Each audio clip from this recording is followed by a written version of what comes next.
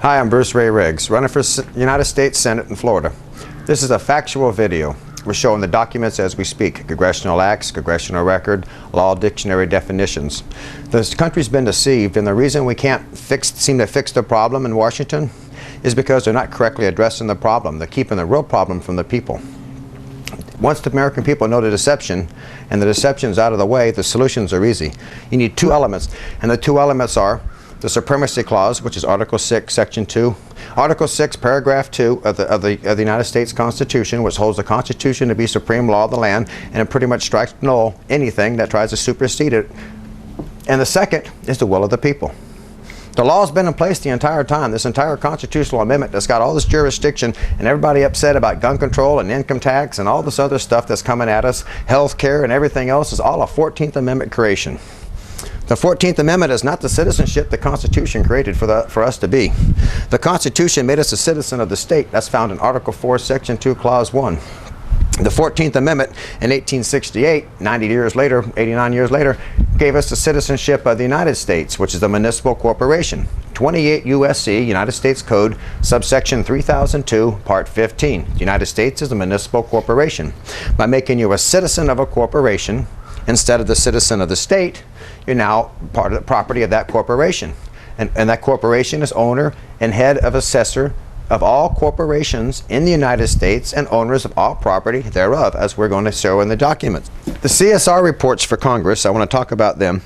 Every member of Congress, both the Senate and the House, get a copy from the Committee on Terminating the State of Emergency. A lot of folks don't know we've been in a state of national emergency since 1933.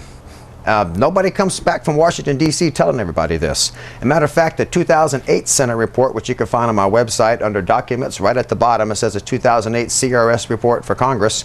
Page 5 of that document, which is page 5 of 19, which is CRS-2, the top paragraph, makes clear that Executive Order 6, signed by the Secretary, not the President, so it's not even a real executive order, is what ratified said the 14th Amendment was ratified, not a constitutional Congress. Executive Order 7 said it was lawful and ordered it published.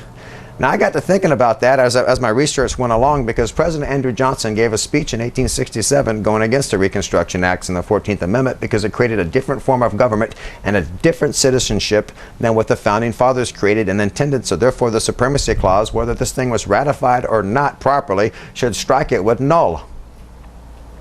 Everything that we're dealing with today, income tax, whether it was ratified or not, it's a dog chasing its tail issue. The income tax is only made for the 14th Amendment citizen. That's why that citizenship is the only one required to pay it. They're taxing their corporations. It's a corporate tax. It don't matter if it was ratified or not. They're not going by real law. That's what the people don't understand. Once you understand how the problem's coming at you, the solutions are easy. All I'm going to do is remove the veil. You might vote for somebody different than me, and that doesn't matter. But what's going to matter is that we all going to have to get our rights back somehow. And if you don't know how you lost your rights, how are you going to get them back? And that's what I'm teaching. That's all. I mean, you can vote for somebody else. Just make sure they know this. But my question to them is, if they don't know this, then how are they going to fix anything? What I'm about to show y'all. And if they do know this, how come they're keeping it a secret from y'all and they're not telling you? You see, in 1867, an act to create a different form of government, which the Supremacy Clause should have struck with null right there. Think about it. That different form of government is different than what the Founding Fathers wanted us to have.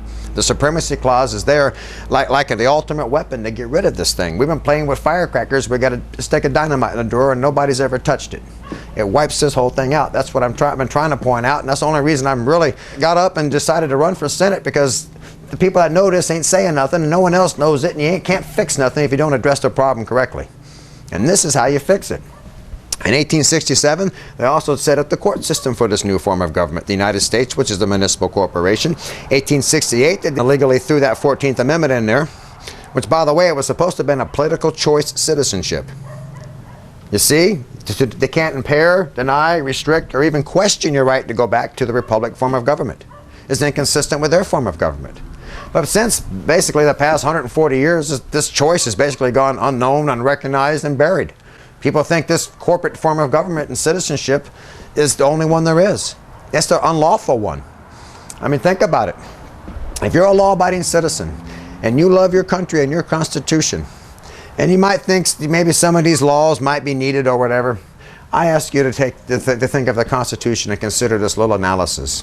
When given a choice between living in a lawful, legal, a lawful constitutional form of government, which our founding fathers intended us to have, or an illegal unconstitutional form of government, which one should you choose? The lawful one, which created a truly free people.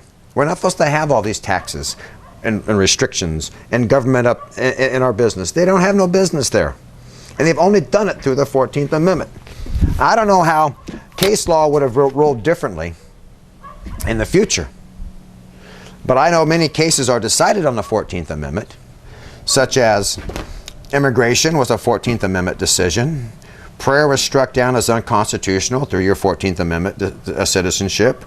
Roe versus Wade, abortion was a 14th Amendment decision. Displaying the 10 Commandments in public was a 14th Amendment decision. I mean, I don't understand how these would have, I mean, they would have been ruled differently probably at a state level and a republic form of government because every state was sovereign, its own republic. But it definitely wouldn't have been ruled on the way it has. And like I said, I'm publicly challenging everyone running against me. I don't care how many letters you got after your name. I'm just an old country boy. If you don't know any of this, how are you going to fix anything? And if you can't fix anything, we've had 140 years of the suit to tie and the political lie.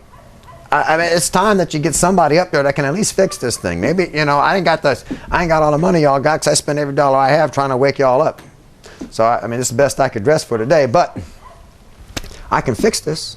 And if you can prove me wrong, I'll withdraw from the race. Because I got no business going to Washington if I can't fix anything. And if you can't fix anything, I mean, how can you even look the American people in the eye and tell them to vote for you? That's what I want to know. I mean, it's just a question. I'm not disrespecting nobody. I mean, I would like to know. I mean, you're representing my rights, what was supposed to be our Constitution. I mean, we would like to know. We've had 150 years of being lied to by both parties. There's not a third party to blame this on. Bet they want you to vote for them again. And like I said, who come home and told everybody? Did anybody else come home and tell the American people, look, we're under a state of emergency for 140 years. This whole amendment ain't real. All this debt and taxes and all this stuff the government put you through is all from a citizenship amendment and subject to the jurisdiction thereof that was never real, never ratified, and they're shoving it down our throats. If you can prove the 14th Amendment's real, maybe I should just quit the race, because that's what my whole thing's based on. Executive Order 6, 7, and the 14th Amendment.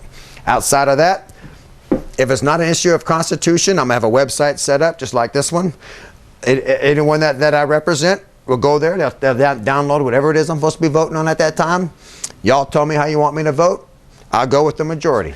I'm only going there for the Constitution. I'm tired of seeing what my grandfather died for and our founding fathers died for disrespected. That's insane what they've done to a truly free people. We can't let them keep doing this to our way of life. If you let it go completely, we're not going to get it back. I mean, how? Do you have any idea how you can get it back once you let it go completely? I mean, it's just about gone. Look at this new executive order that's fresh off the press. Take a look at it.